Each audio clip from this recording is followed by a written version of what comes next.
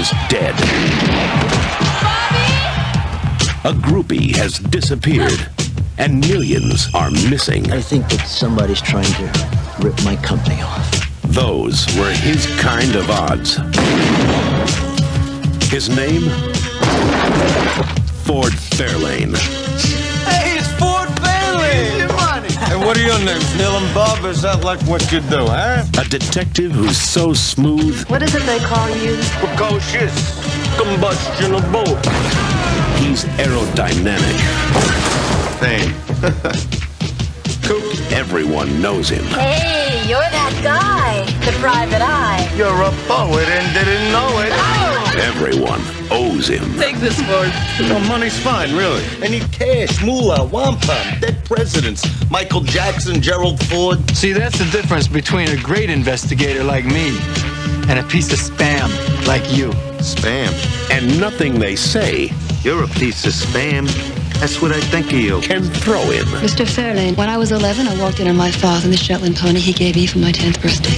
Does that excite you? I don't know. I never met your father. But this case can put him back I don't need money. in the black. I need questions answered. Question number 1. Can I have some money?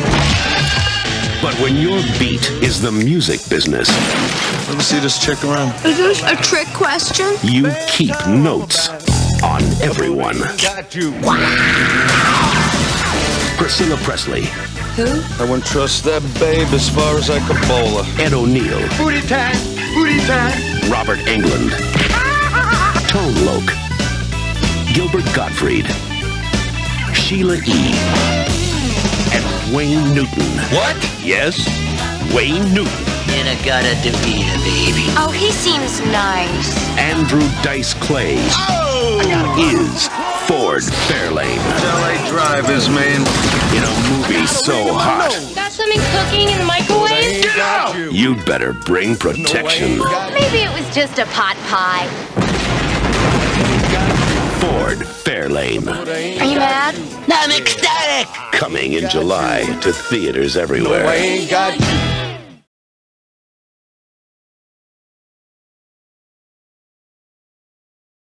'90s The Adventures of Ford Fairlane. Oh, no, sorry, that's just a 1990 Ford Fairlane. Hang on. Right, okay. The Adventures of Ford Fairlane is a 1990 American mystery action comedy film directed by Rennie Harlin and written by David Arnott, James Capp, and Daniel Walters, based on a story by Arnott and Capp. The film stars comedian Andrew Dice Clay as the title character Ford Fairlane, a rock and roll detective. True to his name, Fairlane drives a 1957 Ford Fairlane 500 Skyliner in the film. The film's main character was created by writer Rex Weiner in the series of stories that were published as weekly serials in 1979 to 1980 by the New York Rocker and LA Weekly. Unbelievable. Rock and roll detective. They call me Ford Fairlane, rock and roll detective. I have the power to get into the hottest clothes, the hottest dressing rooms, and the hottest chicks. Rock and roll detective. I admit it all sounds pretty nifty in theory. Then why am I here? They offered me cash. I took it. You have to go back another 100 feet. Ford Fairlane is basically the coolest, the kookiest, the kunky junkiest cat in town.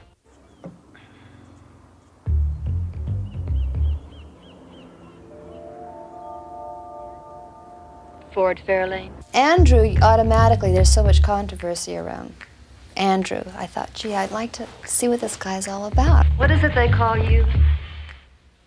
Mr. Rock and Roll Detective? Please, save it. It's too early. And I was looking forward to meeting him because, you know, of all the controversy around him. And he turned out to be a very pleasant surprise. I mean, he's a teddy bear. He really is. Mr. Fairlane, I'm very rich. The kind of rich that warps minds. Nothing offends me. When I was 11, I walked in on my father and the Shetland pony he gave me for my 10th birthday. Does that excite you? I don't know. I never met your father. That wasn't in the script, in the original script. That was Andrew's input. Yeah, he was full of surprises in that sense. Arnie. Mr. Crunch has a lot of fans who hate his guts. Oh, honey, sometimes when we touch, the honesty's too much. Watch out, get out of the way! We are ready here to shoot another fantastic scene. Can you see the excitement on his face? He's ready to go. Quiet, Paul. I love the detective genre. I'm a big sucker for all of that kind of hard-boiled stuff.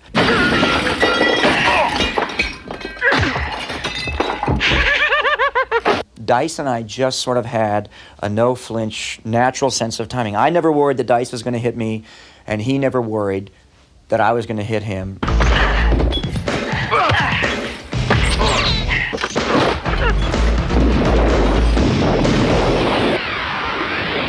That's all me going down with the boat. In fact, when the fist punches through, I'm really below deck going down with the boat when they were doing that. And we could even get the guys to come in and give me air and stuff. Nobody wanted to get down there because of what was floating in the water.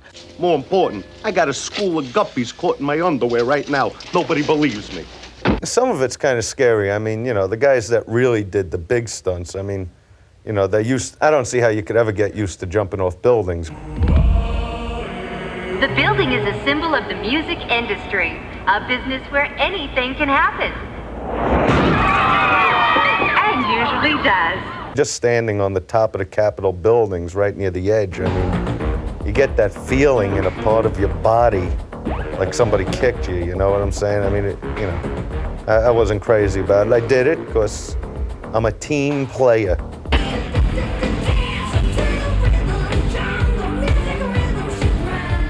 Look at that. Zuzu, in terms of the storyline, is the clueless clue.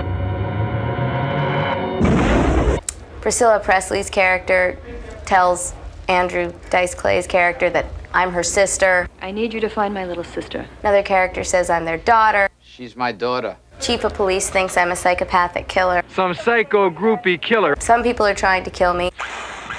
Some people are trying to save me. It's all right if you fall. I'll make it. So I have something, but I won't tell now.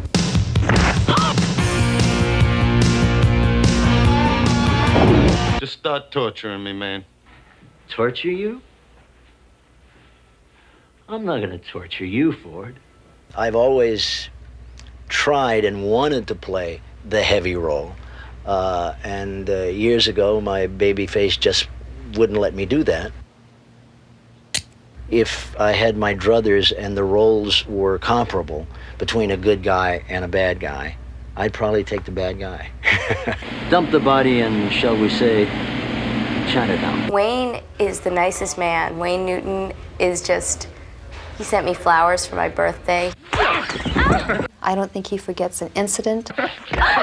You know, Wayne Newton, great guy. He is so considerate.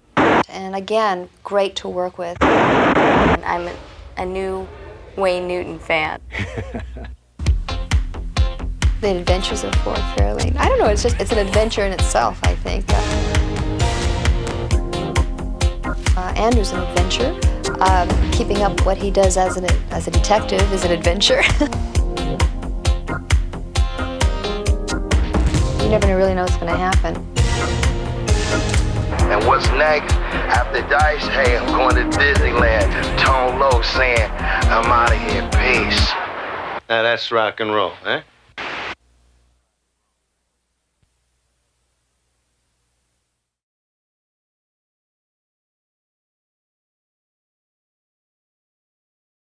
He was the. Yes, He started out. He was a pinboy there. Mm-hmm. You know that. It's a good room. It's a good room for comedy. Okay, I'm all set. I'm going to tell my story and I'm leaving.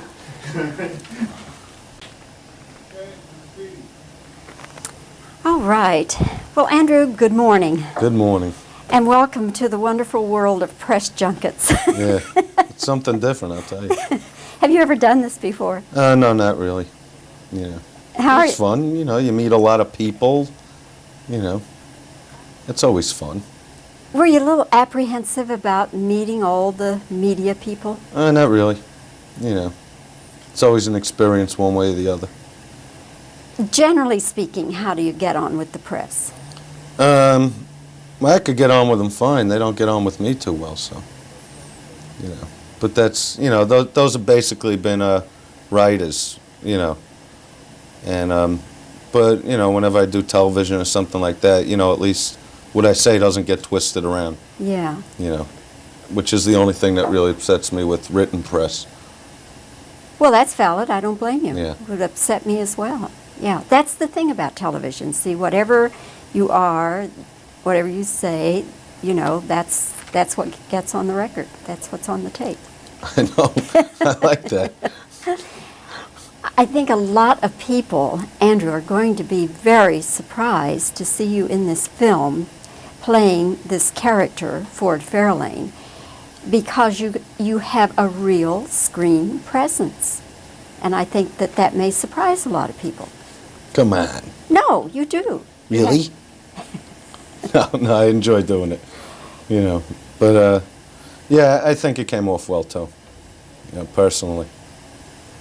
Is this an effort on your part, Andrew, to, if not change, at least broaden the image? Yeah, sure. I mean, my aim was always to get into acting, you know, and this film was a good break in that way, you know, and there'll be more films with different sides of my personality that I want to show. But will you agree that there is a problem there with the Dice Man persona, that you have to make a giant leap over that? No. No? No, that's a different character, you know, playing a different part. But isn't that the way most people think of you? No, that's the way the press does, not my audience. Not the audience? No, my audience comes and they laugh hard, and they have a good time, and then they go home and forget about it, you know, and they're just fans that enjoy what I do. The press has the hard time with it, but I think they'll enjoy this more. It's lighter. It's more, you know, I did this movie, you know, strictly for the laughs, and, you know, when you do a film, there's other opportunities, you know, to put in other sides of your personality. More ridiculous sides, more imbecilic, you know, things, especially in a comedy. Andrew, if you could pick a role that could be a future film for you, or a type of role, what would you like it to be? Well, just a very, you know, positive role as far as getting the kind of message I want to get across, which is to believe in yourself, you know, like what Rocky 1 did, you know.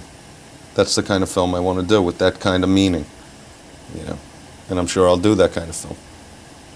Do you write screenplays at all, or Well, drafts? yeah, I write down, you know, I've wrote 2 of them, and a bunch of treatments for different kinds of films, you know. I'm going to hit every level, comedically, dramatically. You know, that's the aim. You're going to work up to Laurence Olivier type? Well, I'll probably win an Academy Award in a few years.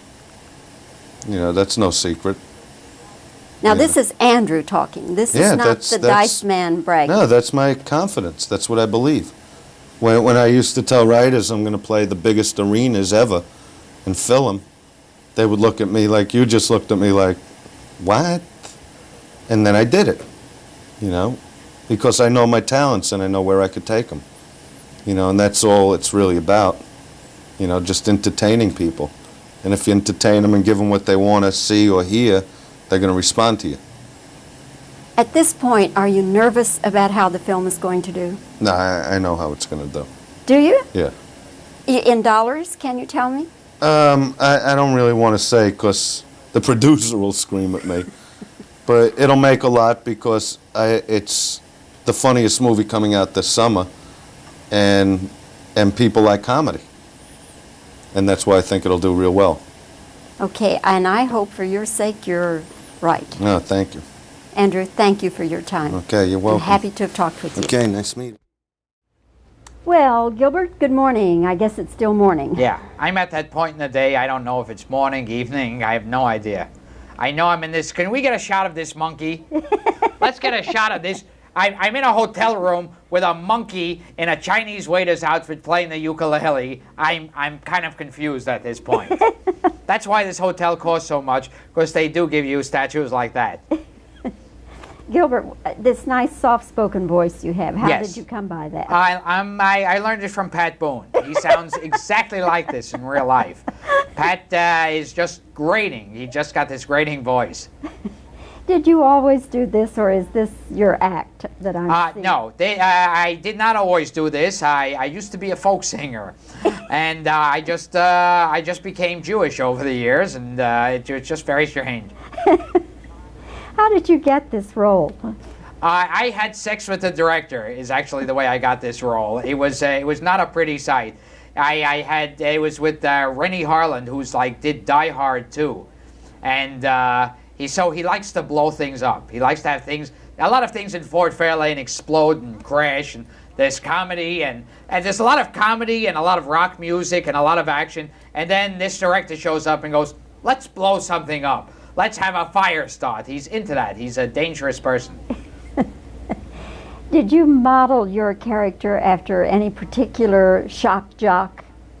Actually, no. I found myself obnoxious enough that I had enough of a reservoir to pick from. Did you go in and audition in character, or what did you do? Well, basically, right now in Hollywood, when they go, "We want a truly obnoxious, irritating character," Gilbert Gottfried, get him right in here. Yeah, but I did read for it. Most people are surprised I'm able to read, I know, but I am. How did you get on with Andrew Dice Clay?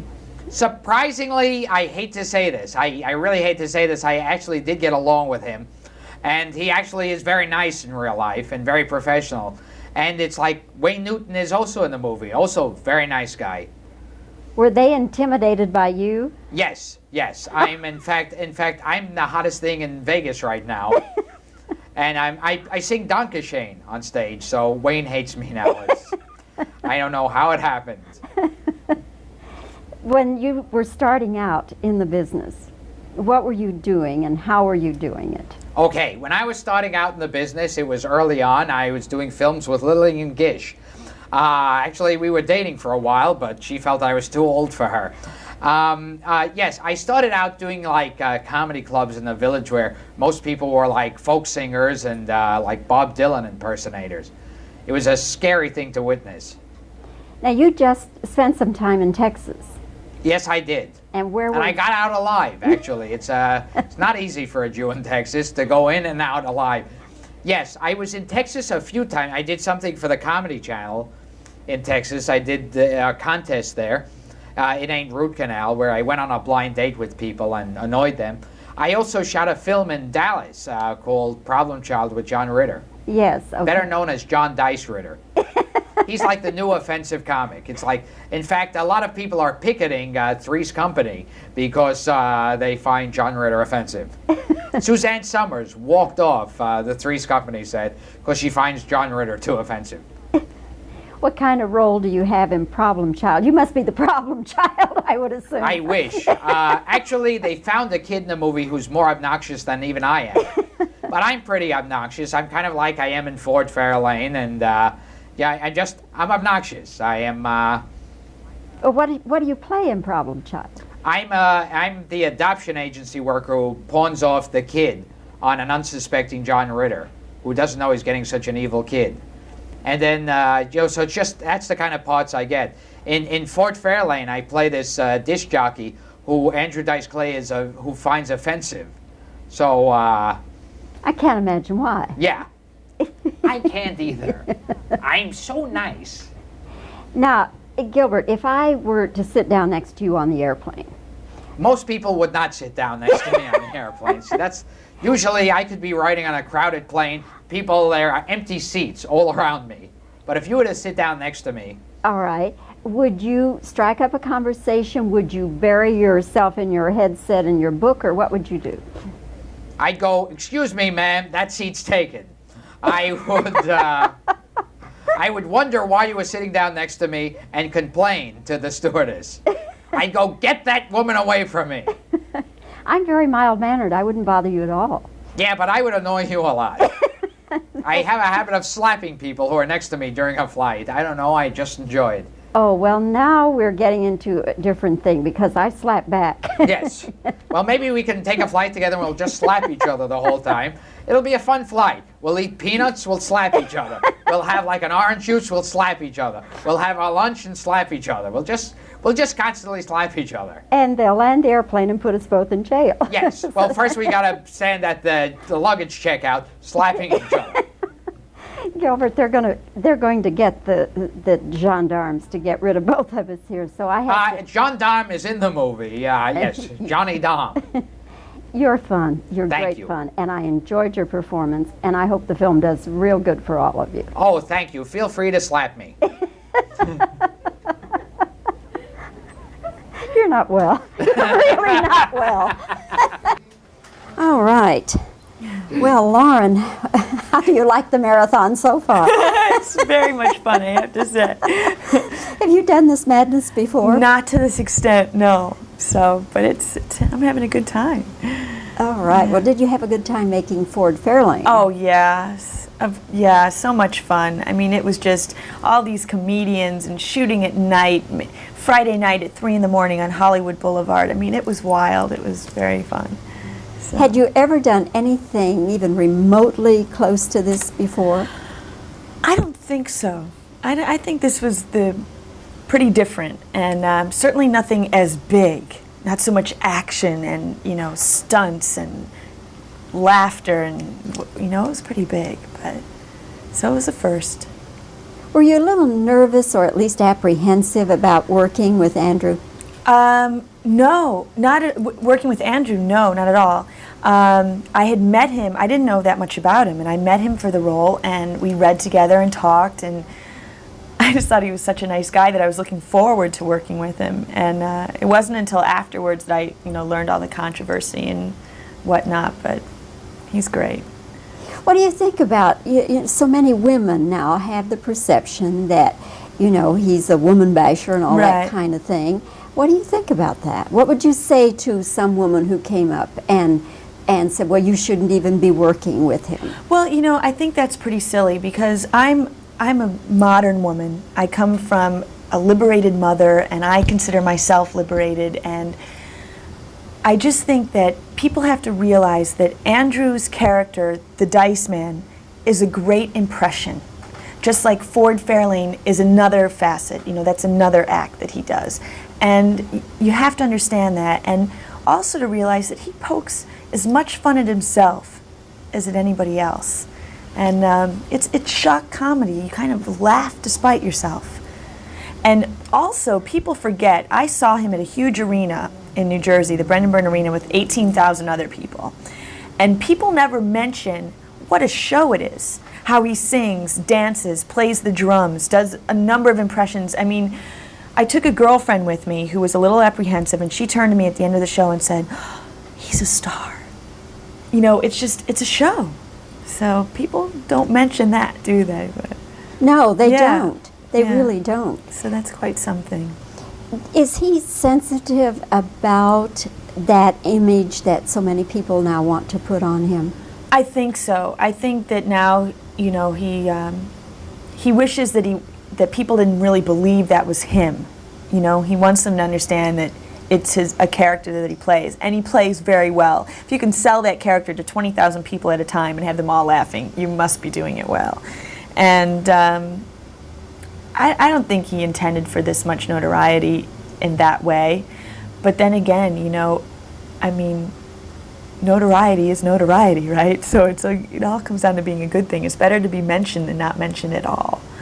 Without the notoriety, he might never have gotten to Ford Fairlane. Exactly.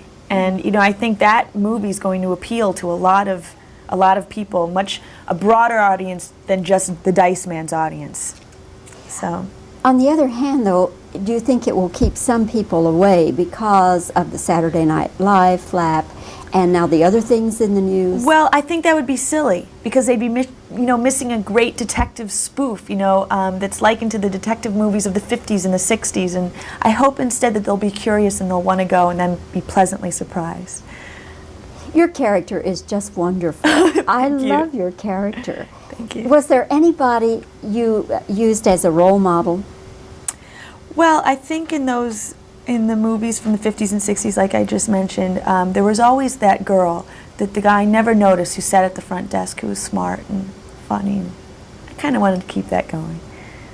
Were there any actresses of that period that you particularly liked? Oh, everyone. You know, I can never pick. I love so many actresses from that period and before and now, and you know, I love movies. So, what will you do next? Another Fox picture. I like this studio. Well, obviously they like you too. Okay. Has it been determined yet what it is? Yes, it's called A League of Their Own. It's about women's baseball in the late 30s, early 40s.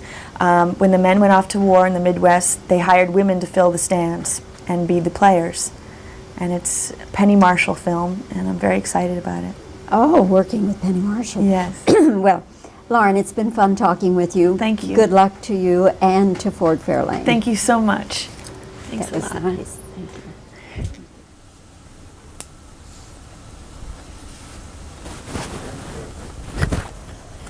It's kind of rough on you 2 days in a row. It is. 40. Didn't you do about 40 yesterday? God, It's fun. Well, Rennie, it's Act 2. Yes. Same place, Act 2.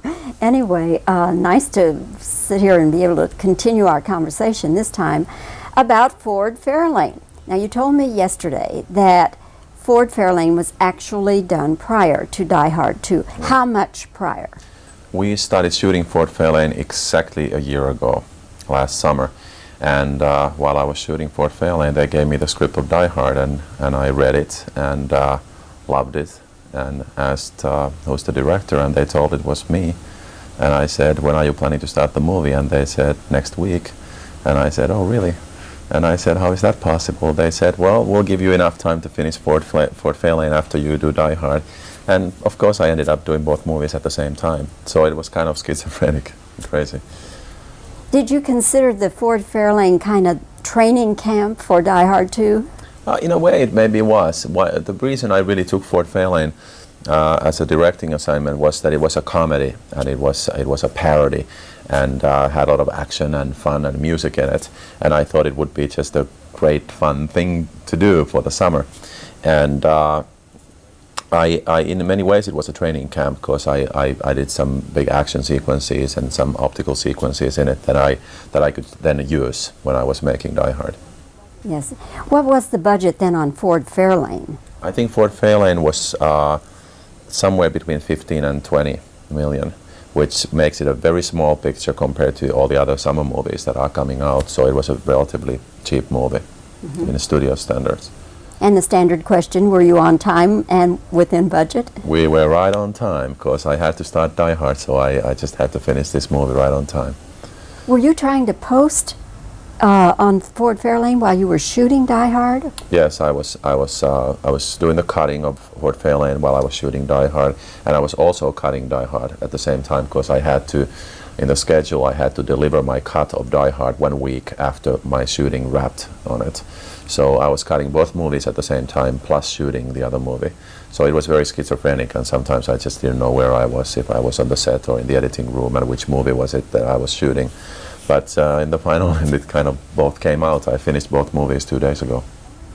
Did you have any thoughts about taking on that kind of responsibility, or did you not realize what it would be? Well, I thought I was crazy, but since I've been always crazy, I thought it just sort of went with the territory. Welcome to Hollywood. Thank you. Did you know anything at all about Andrew Dice Clay before this film? I had seen his act, and I was concerned. I thought, wow, there's a rough act, and we made a very, very clear decision to portray him as Ford Fairlane in the movie, and however use some of his humor so that we could satisfy what his fans are expecting. If you put Eddie Murphy or Pee Wee Herman in a movie, you want to get some of that persona across. At the same time, he's playing a character. Was there ever any problem with him as far as him wanting to ad-lib things that you knew the studio wouldn't accept? Well, we sort of experimented. We did a lot of improvisations on the set, and we would sort of do first what the script was, and then we'll try something else. I'll have an idea, he'll have an idea, and sometimes those things worked great. There's an example when he exits a radio station in the movie, and in the script he just kind of walks out, and then we got this crazy idea that he'll sort of come out dancing and jumping and off the wall, and we did it, and it's in the movie. It's just one of those moments that just kind of works. As far as material, Rennie, that would not be acceptable for the film, would get it an X rating rather than an R, did you have any of those kinds of problems with him? No, not at all. There's no nudity in the movie. There's not that kind of language or that kind of, there's no violence like that at all. So we never really had that kind of problems. We set out to do a fun comedy for the whole family, and that's what we did. I don't know about the whole family. Well, if the family is a little older family, so the kids are not very small. Right. One of those families. Right. At least teen and up, I would think. One of those families with 12, 16-year-old kids. Yes, okay. The, as far as his future, do you think that Andrew Dice Clay has a screen future? Absolutely. I think it was very obvious in the screening that we just had that the audience loved him, and I know that a big part of this audience wasn't Diceman fans at all, but I think they loved this new kind of a character that he was able to create on screen, which is this bigger than life kind of a detective character, and I think he looks fabulous on screen. I think he reminds me of those old-time Hollywood film stars. He's handsome, he's funny, he's sensitive, and I think he has a great future as a film star. Do you think that he could get past the persona of Andrew Dice Clay and do something entirely different? Absolutely, and I know that he has plans making that kind of movies where really he's just working as an actor, and I think he's tremendously talented. He has a great sense of timing and great sensitivity with the material. Well, Rennie, again, I thank you for your time, and I'm sure we'll be seeing more of you. Anybody who can do 2 films at the same time, I'm sure, has a great career in this town. Thank you. Thank you. All right. Well, let's hide this cable a little bit better.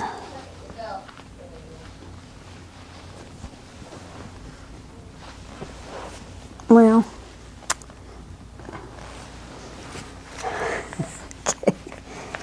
okay. Well, Robert, good morning. We have never met before, and I, excuse me, I've been doing this a long, long time. So you don't do many junkets, is that it? No, I do a lot. That's surprising. I'm surprised that Freddy Krueger at least hasn't come to visit you in Dallas. Freddie is about to come out with another one, huh? We're about actually to start another one. Rachel Talalay, who's produced many of the films and produced Hairspray and Crybaby, is going to be directing part 4. And I think we're going to do the whole movie in 3D. This is what I understand. I think it's going to be the last one. We're going to put him to bed. Please put him to bed. Getting tired of Freddy I just don't Krueger? like the makeup, after a while, it's just so difficult to face that glue at 5 in the morning. I can't tell you, that's the rough part for me. I mean, once I get the makeup on, I love playing him because I feel like I've invented this guy and we've made him a worldwide phenomenon now. He's huge in Europe now. But I just don't like the glue. It's very difficult to psych yourself up for that after a while. Do people recognize you? Oh yeah, I've been very fortunate with this whole thing. It's why I'm in such a good mood about it all. I was starring in 2 television series during this whole Freddy thing. I had a big hit series called V, that was like a #1 mini-series in ratings, and then it was on for 2 years. And then I did a short-lived series called Downtown with Blair Underwood from LA Law and Michael Nouri from Flashdance. So during this whole Freddy phenomenon, I've had that on the air, plus all my old stuff. If it had come earlier in my career, I would have probably, been on the psychiatrist's couch right now going, please, please, I want to prove I can act. But I've done so much, and I have so much stuff out there on The Late Show and on cable and in reruns that, the Hollywood knows me as a character actor. I mean, I didn't even audition for Ford Fairlane. They called me to do this because they knew I was, the right kind of actor for the part, and that I'd come in and spice it up a bit. So I have this reputation, and I'm just very lucky that Freddie came when he did come, because if anything, he gave me kind of a bump. Yeah, it was a lot of fun, to play with the phenomenon of it all and do the press junkets and everything. And on top of that, the power that it's brought me as an actor and a personality in Hollywood, I've been able to direct now, which is one of my dreams. So I kind of owe Mr. Kruger. How is it working with Andrew Dice Clay? Well, I knew Andrew as an actor, not as a stand-up. I mean, I knew he was a stand-up, but I had never seen his stand-up. And I kind of had an inkling what it was about, but I'd seen him in Casual Sex, the movie, and in something else, and I just thought he was funny and terrific. He just sort of like jumped off the screen. And I sort of thought he was kind of like a Ray Liotta actor, this new actor out of New York. So I really wanted to measure him when I got to the set, because every scene I have with him is this knockdown, drag-out fight scenes. We're fighting in a boat that it's sinking. We're fighting on the deck of a boat that's sinking. We're below the deck, We're in cars racing around graveyards. The first day I met Andrew, it was like, Andrew, this is Robert. Robert, this is Andrew. Action, and Andrew punched me. It was like the first thing we did. So I really wanted to get a measure of Andrew and trust him as a fellow actor. And I got on the set, and what relaxed me about Andrew, aside from his professionalism, was his comedy timing. He has this absolutely brilliant, fail-safe comedy timing. It's like a George Burns or somebody. I mean, he's really meticulous. And I said, well, anybody that's this professional and has a sophisticated comedy timing like this, he had the crew. He could manipulate anybody on the crew and get them laughing. Get Rennie laughing, get any of us laughing. And he's Andrew now. This is Andrew doing Andrew jokes, which are not quite the same as the Dice Man. There's this different guy. Andrew's different because he's talking about the movie and about getting up early, and about the donuts are getting a little stale over there. You know what I mean? And it's not Andrew doing his sort of dirty jokes. It's this guy like the rest of us that's up at 5 in the morning and, geez, what are we doing up this early? You know what I mean? I don't know about you guys, but I'd like to be back in bed. And he's doing this guy, which is Andrew, but it's not the Dice Man yet, because he's in the same fix we're all in. And we were on the floor laughing. He had everybody in stitches. And on top of that timing, it gets addictive. And pretty soon everybody in the set's walking around, doing a little bit of Andrew, you know what I mean? Smoking the cigarette. And it's addictive. You want to be Andrew a little bit. I know it sounds strange, but it's true. And I needed to respect him and to trust him because of all these fight scenes. And we worked for 3 months on that movie, never hurt each other once, doing all that stuff. I strained a couple of muscles doing the kickboxing, but, he's really the pro from Dover. Robert, I have enjoyed this. I wish we could go on. Oh, okay. Now you've got to come to Dallas. Well, you have to invite me to Dallas, All yeah. right. Okay. You have the invitation. All right. You're dressed for it. You have the jacket. I've got you have my, the hey, boots. come on, you guys. Okay. So you come to Dallas and we'll continue All the right. conversation. Meanwhile, good luck to you with Ford Fairlane and with Nightmare on Elm. Thank you very much. And she's 13. Oh, perfect. And had a cake, and so she and I sat there. Oh, it was fabulous. You raised her. Real She's a neat kid. I really lucked out. I dig something. Ooh, okay. So I'll give you the cues. And beautiful boots. I always notice boots being beautiful. Thank you. Gorgeous. These are not, but most of my boots are made by Lou Casey. Oh, yes. In San Antonio. Of course. So yeah. My show boots and all of that. Yeah. Okay. Well, Wayne, it's been too long since we've had a chance to talk. Well, you've gotten rid of your Texas accent and. Oh, I never had one either. I was born in the Midwest, so I never had one. But anyway, here you are in another acting role. After License to Kill, you were the money raiser, the TV money evangelist. Yes, evangelist. Yes. And now here you are in Ford Fairlane, and you're running a record company. We won't tell them what else you're doing. We'll let them see the movie.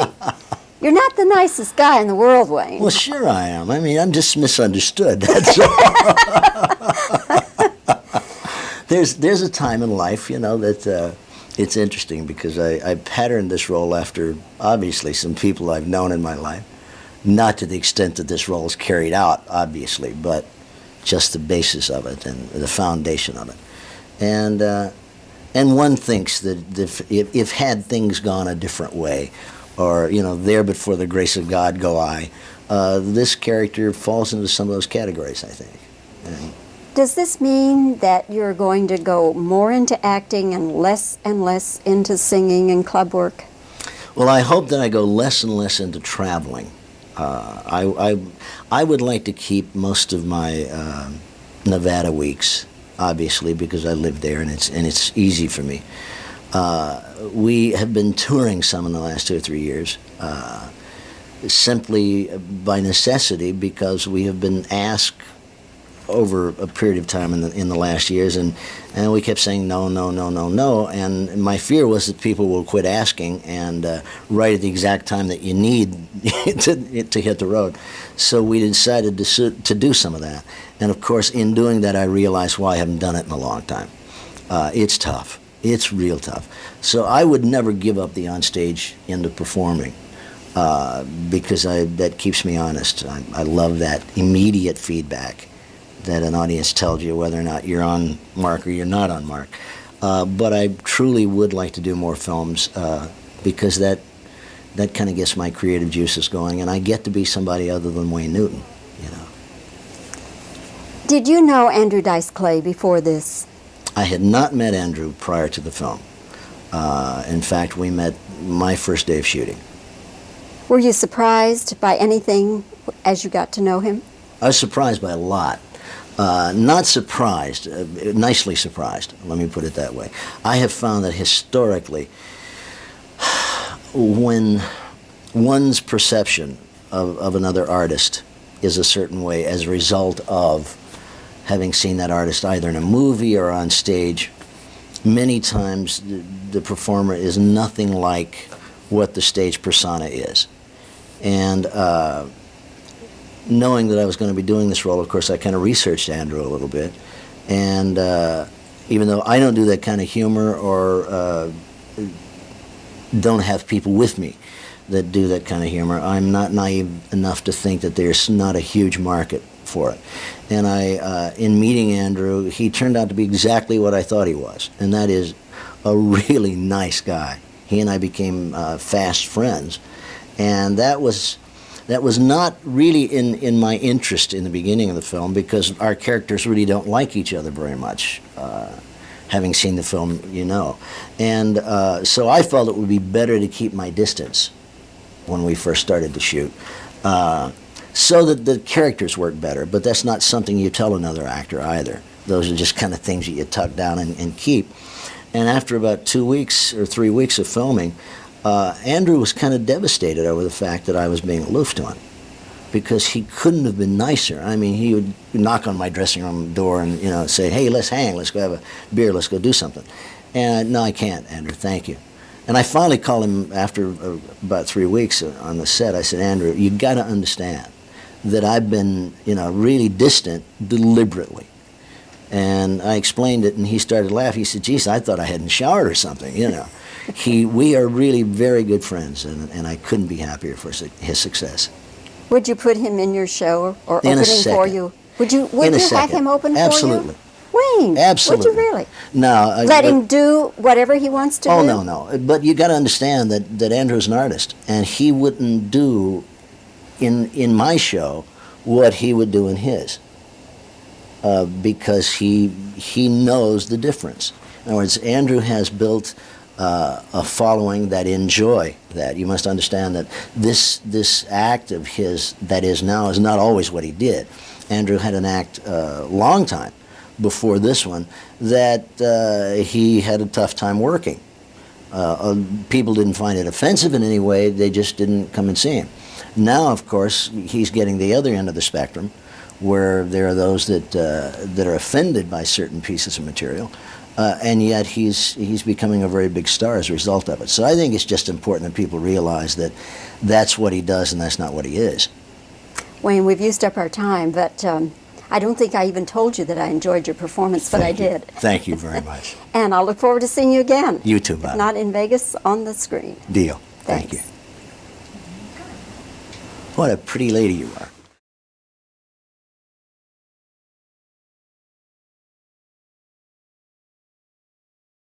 The film was both a commercial and critical failure, but has since developed a cult following.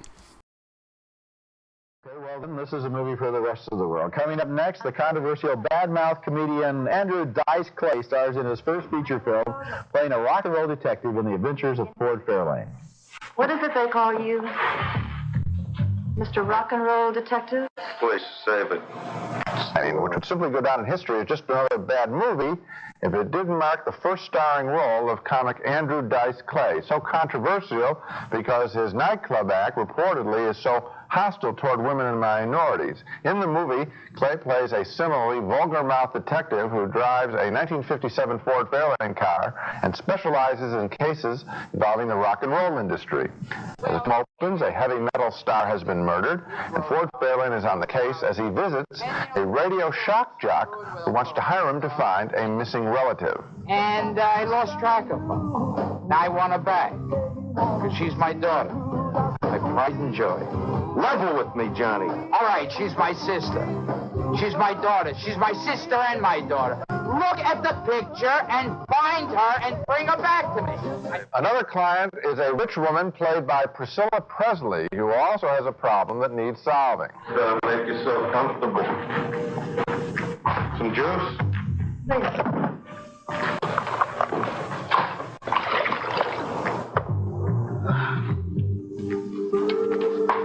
Sorry about the glasses. The house on my breath. In the tradition of detective movies, Ford Fairlane has a hard-boiled, devoted secretary played by Lauren Holly. You look beautiful. Afterwards, I'll take you out, throw a burger down your throat. We'll have a great time. You're truly a man among men. Solving the various crimes in the film degenerates at the film's end into a routine movie fight between Ford Fairlane and a thug played by Robert Englund, better known for his role as Freddy Krueger in the Nightmare on Elm Street movies. You put down the gun. Let's go with it. What, are you afraid of me? Come on, mano to mano. Fisticuffs, baby. Let's go with it. Just you and me. No one's around.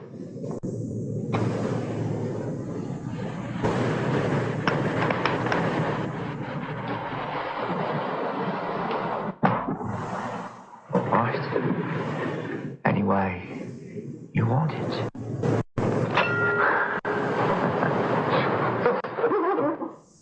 The story here is really most confusing as he weaves his way in and out of the rock world, but even more repellent is the character of Ford Fairlane, played by Andrew Dice Clay. Talking like an X-rated cross between Sam Spade and Rodney Dangerfield, Ford Fairlane is simply not funny. He's a boring blowhard, and because he doesn't have a single interesting case to solve in this picture, I mean, none of the victims here are worth being saved in some way, I found the whole experience of watching this movie to be an utter waste of time. This movie is completely uninvolving. It has a hero I didn't like. Yes. Villains I didn't hate. What? Victims I didn't sympathize with, and a plot I couldn't follow. I could not follow. And it's photographed in an ugly, really garish way, a kind of a nighttime neon-lit universe that is supposed to look like the club scene of L.A., but essentially just looks like an explosion at a drive-in somewhere. Well, you know, this picture was made, I was disappointed for another reason. Everyone's going to be talking about it. This is the Andrew Dice Clay movie. The director of this film is Rennie Harlan, who did Die Hard 2, which I think is the best movie of the summer, and he even did Nightmare on Elm Street 4, which was really well made in that series. And here, I would have expected just so much more from him. I didn't dislike the look of the film as much as you, but there was nothing to like in the picture. Nothing to like. Andrew Dice Clay, I think, oddly enough, has a future as a movie actor. I don't know. As long as he doesn't play the Andrew Dice Clay comic character. I think he does have, I was asking myself this question, does the guy have a future? I think he does have a future. He could probably make a great villain. He could probably make a great heavy or a great character in the right kind of role. He would be good at that. As Andrew Dice Clay, he is exactly what you called him, a boring blowhard who is completely uninteresting. I don't understand. Not funny, and not worthwhile. One of his gimmicks is to get cigarettes out and he snaps his hands a couple of times. I mean, I don't think they're entertaining. I don't know. Nothing about it is. No, you're right. When we come back, Jetsons.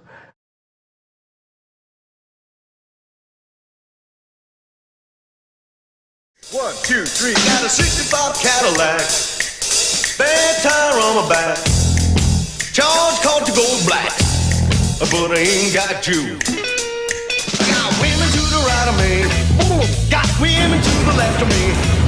I got chicks all around me. Well, hello, Mr. Tom. But I ain't got you. I've got something serious to discuss. Yeah, what is it? Premature ejaculation? Got the tab at the liquor store. I hit the number 444. I got a mojo. Don't you know? I'm all dressed up and no place to go. I got women to the left of me. I got women to the right of me. I got chicks all around me. I've dedicated my life to making sure that this industry is so disgusting that we'd have to self-destruct. I even pissed in the punch bowl. We're dealing with a very sick puppy here. But I ain't got you. Andrew Dice Clay is Ford Fairlane, rock and roll detective. No, I ain't got you. The soundtrack album was released by Elektra Records on June 12, 1990, featuring songs by Billy Idol, Motley Crue, Queensryche, and Richie Sambora. A number of the musicians featured on the soundtrack album also appeared on the film itself, including Morris Day, Sheila E., and Tone Loc. Billy Idol's Cradle of Love from the soundtrack became one of the biggest hits on the Billboard Hot 100, peaking at number 2.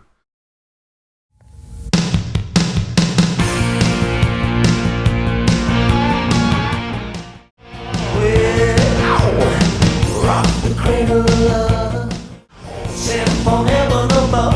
That's right, you are the cradle of love. I ain't nobody's fool. Come on, shake it up, whatever I do.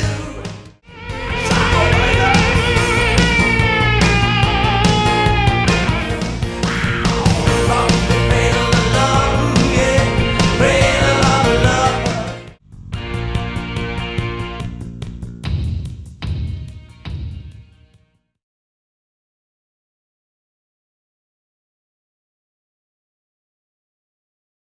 Uncontrollable, unstoppable, unmistakably Dice.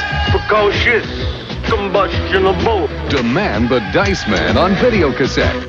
Coming soon from CBS Fox Video. Rated R.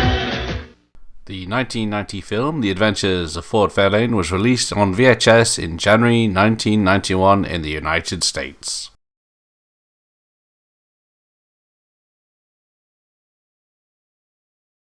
He's uncontrollable. I'm Stanley. Stanley? You know, like the power drill. He's unstoppable. He's unmistakably Dice. You think you're so hot because you're getting all the clubs. You're that guy, the private eye. Because you have sex with great-looking women. You gotta admit, those are all pretty good reasons. Now, Andrew Dice Clay is Ford Fairlane. Nice to meet your acquaintance. What is it they call you? Mr. Rock and Roll Detective? When I was 11, I walked in on my father, the Shetland pony he gave me for my 10th birthday. Does that excite you? I don't know, I never met your father. Also starring Priscilla Presley. I wouldn't trust that babe as far as I could bowl her. Ed O'Neill. Booty time! Booty time! Robert Englund. Hello, hello. And Wayne Newton. I'm hip. The Adventures of Ford Fairlane. Saturday on HBO. Treat me like the pig that I am.